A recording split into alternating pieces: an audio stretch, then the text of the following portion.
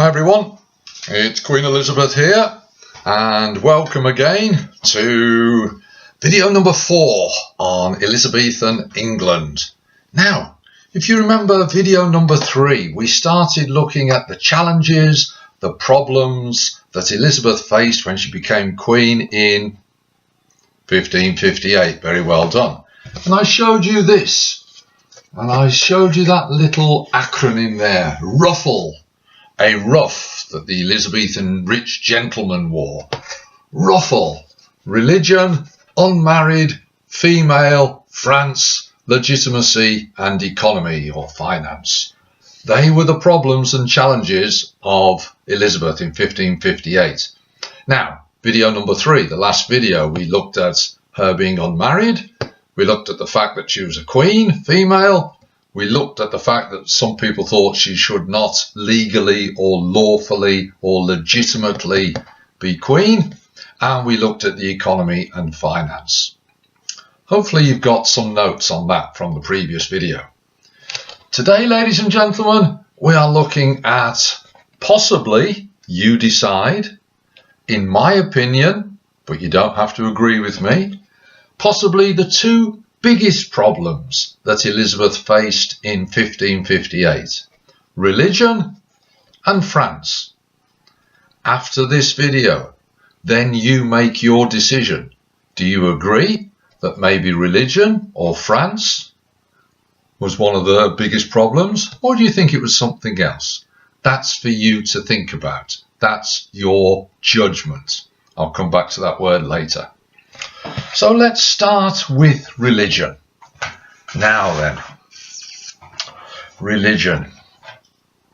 God was very, very powerful. It was very, very important in Europe and England in the 1500s. Now, you may have heard of a word called reformation, reform. It means change. And religion was changing. Go over onto Europe. There was a new breed, a new type of religion which was coming. And if we go to Germany, a very famous man, a German monk called Martin Luther. And he was very unhappy with the Catholic Church. He did not like the way the Catholic Church was behaving. He thought that they were in some ways corrupt. He didn't like the fact that money was involved. You could pay to confess and get your sins forgiven, called indulgences. And he did not like that.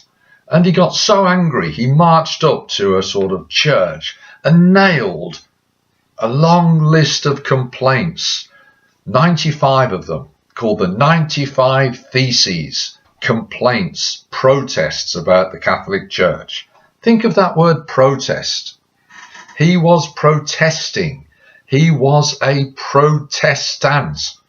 And that's how we get the word Protestant. So in Europe, there was this new breed, new development, new growth, the Protestant Church. Here in England, Henry VIII at the time was very much against that. He was very much closely linked with the old Catholic Church. But then it changed. When he wanted his divorce from his first wife, Catherine of Aragon, the Pope would not give permission.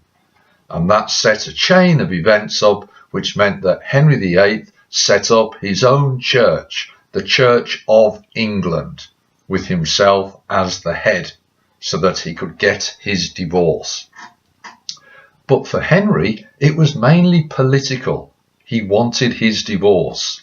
He pretty much still kept the same old traditional Catholic ways.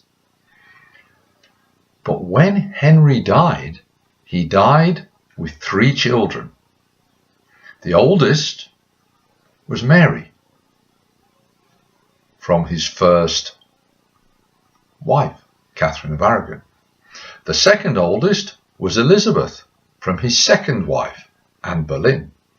The youngest was Edward, from his third wife, Jane Seymour. So they're his 3 children. Edward succeeded his father, even though he was the youngest. That's because in those days they always chose the boy first. Edward was a very, very strict Protestant. So he changed the way of the church religion here in England. For example, he got rid of things like the crucifix, statues, stained glass windows. He brought in the Bible in English rather than in Latin. He introduced a new prayer book. Now this upset so many people that Edward and England actually fought a war with Scotland. But Edward was a strict Protestant. Think of the initials. Edward, E, Protestant, P, EP. When he died 6 years later, he never got married, so he had no children. His half-sister, his stepsister Mary, became queen. Mary was a strong Catholic. So she changed it all back again. She put back into the churches the crucifixes, the statues, the stained glass windows, the decorations. She reintroduced the Bible in Latin. Now, many people just went along with it, anything for a quiet life. But there were some Protestant people who said, no, I am not going back to the Catholics. What would Mary do? Well, she has the nickname Bloody Mary because she executed, normally by the horrendous method of burning, nearly 300 people. Protestant martyrs, people who were willing to die for their religion. Many of the Protestants fled, ran away from England to Protestant Europe, and they were referred to as Marian exiles. Marian from Mary, exiles, forced out. So Mary had changed it back to being Catholic. This also caused problems. There was a rebellion, Wyatt's rebellion against Mary. When she died in 1558, this was the situation that Elizabeth inherited. Now, remember, Edward, Protestant, EP. Mary, Catholic, MC. Elizabeth, Protestant, EP again. So if the king or queen began with E, they were Protestants at this time. That might help you to remember it. So Elizabeth is queen. She has got a dilemma. She does not want war, rebellion, trouble, fighting. She doesn't want that. But she's seen from the experiences with Edward and the experiences with Mary that sometimes religion can bring that. So what would Elizabeth do? Well, she could choose to let the country under her crown, under her rulership, she could let it be Catholic still. Just let it stay as Catholic. Option 1. That might upset the Protestants. Or she could maybe bring Protestantism back, bring back Protestant. That might upset Catholics. Or she could be very, very strongly Protestant, like her half-brother Edward, and almost be a Puritan, a very extreme Protestant. That might upset people. What would Elizabeth do? What would you do? Well, she went for a compromise. Now, she didn't want to upset people. The risk with a compromise is you upset everybody because nobody's happy. Now, what she actually did was she introduced her religious settlements, and we'll have a look at that in detail in the next video. But all we need to know for us for now, Elizabeth and her Privy Council, her advisors, spent the first 4 months of her reign trying to deal with and sort out the problem of religion. What does that tell you? Does it suggest that to Elizabeth and the Privy Council that religion was a very important problem? Maybe. Okay. So, religion was a big problem that Elizabeth was faced with in 1558.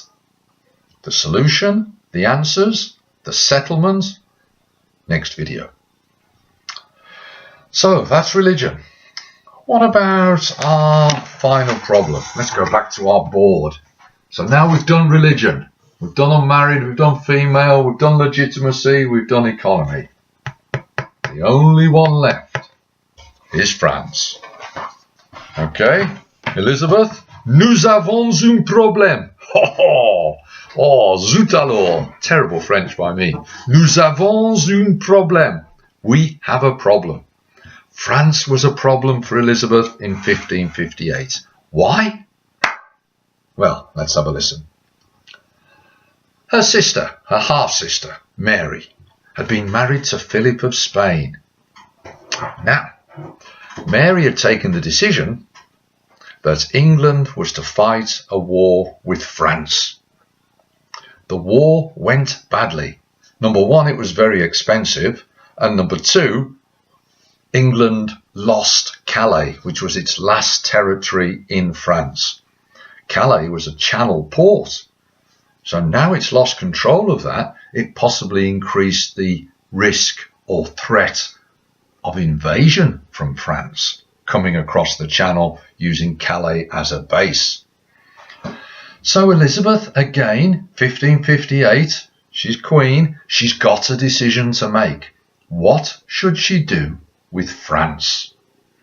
Well, there's two possible answers. Answer number one, fight. Fight a war with France. On the other side, answer number two, make peace with France. What would you do? Well, you weren't the Queen. You're not on the Privy Council advising Elizabeth. Let's have a look at both sides of the argument. The argument for war. Carry on. Let's fight a war with France. What's the good points about that? Well, if you win the war, you would get a very, very popular feeling. People would like you. If you manage to get Calais back, a very important channel port, that would be very popular. People would like you. If you defeat France, it ends the threat or danger or risk of an invasion. That's good news. England would be safer. Also, if you're just become queen and the first thing you do is make peace, does that make you look weak? So there are the possible advantages of deciding to fight. On the other side, peace. Why might that be a good idea? Well, first of all, England had been fighting France, not because it was Elizabeth's idea, not because it was the Privy Council's idea, but because it was Mary's idea, Mary and her husband Philip of Spain. Should Elizabeth just carry that on, or should she make peace? Second point, it was unlikely. If they thought that they would regain Calais, England didn't really have the resources to be sure or confident of that. So it's unlikely to get Calais back. Number three, war is massively expensive. Elizabeth inherited a £300,000 debt. Remember I talked about that in the previous video. Number four, England had suffered a lot of bad harvests. They'd had a lot of bad luck, bad weather. That had led to famine, not enough food. 200,000 people had died. Now, out of a population of 3 or 4 million, that's a lot of people.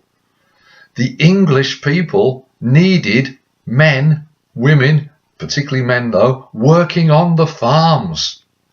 So if they are going off to fight France, they're not able to work on the farms and get the food in. Another reason maybe for peace.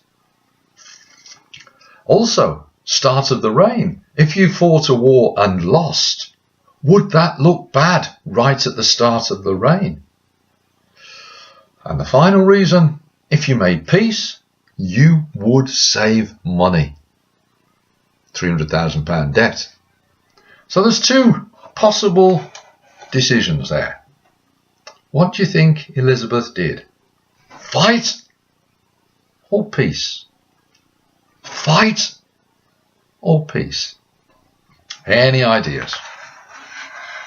Well, of course, she made peace. 1559, the peace treaty of Cateau-Cambresis. Great name, Cateau-Cambresis.